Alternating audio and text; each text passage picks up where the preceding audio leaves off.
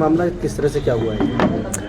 देखिए, ये 19 तारीख की शाम को 7:23-24 पे थाना लालगंज को ये सूचना प्राप्त हुई कि एक वहाँ के लोकल व्यापारी हैं अनंत राम सोनी, वो जब अपनी दुकान से घर को जा रहे थे जिसका डिस्टेंस मुश्किल से 70 मीटर्स था, मोटरसाइकिल सवार 3 बदमाशों ने उनसे उनका सोने का थैला छीन करके भाग गए।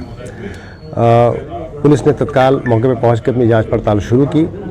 एफआईआर जब लिखी गई तो उसमें उन्होंने अपने जो लूटा गया माल था उसका विवरण दिया, जिसकी कुल वैल्यू तकरीबन 65 लाख रुपए की उन्होंने अनुमानित वैल्यू बताई।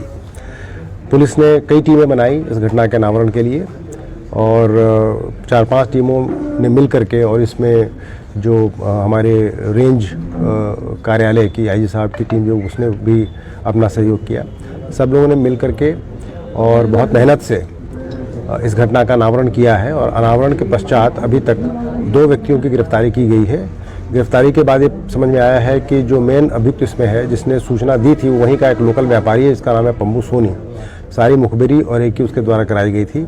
दूसरा अभियुक्त जो मुठभेड़ के बाद पकड़ा गया है, वो उसका नाम है इमरान, जो कानपुर का रहने वाला है। और बाकी के जो 2 अभियुक्त हैं वो भी कानपुर के ही रहने वाले हैं, जिनकी तलाश में पुलिस की टीमें निकल चुकी हैं। उनकी भी गिरफ्तारी शीघ्र की जाएगी।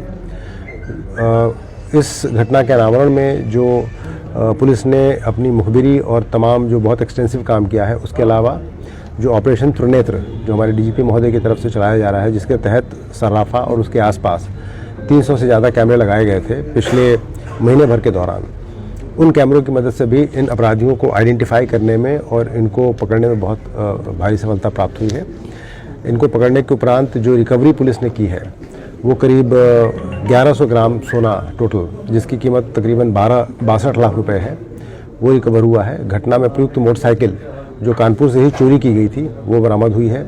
इसके अलावा जेवरों को तौलने की जो मशीन होती है वो, उनको पिघलाने की मशीन वो, और इसके अलावा घटना के समय अपराधियों ने जो कपड़े पहन रखे थे उन कपड़ों की भी बरामदगी की गई है।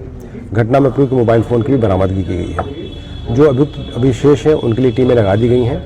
पकड़े गए अभियुक्तों से पूछताछ की जा रही है। जो मुख्य अभियुक्त है इमरान, उसके ऊपर विभिन्न थानों से 15 मुकदमों की जानकारी अभी तक मिली है।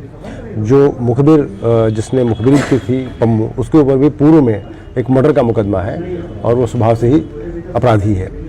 तो इस प्रकार पुलिस के द्वारा ये गुडवर्क किया गया है और इन सारी टीमों को मेरे द्वारा पारितोषिक देने का भी वो किया गया है, घोषणा की गई है।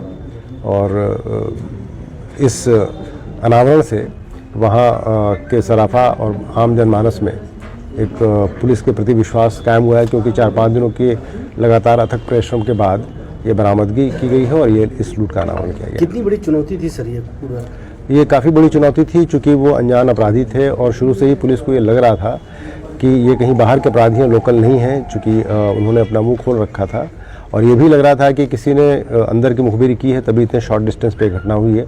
लेकिन भूसे में सुई के खोजने जैसा ये कार्य था, जिसको सारे लोगों ने मिल करके, टीम के जितने भी सदस्य थे, दिन रात की परिश्रम करके 4-5 दिनों में इस घटना का अनावरण करने में सफलता प्राप्त की।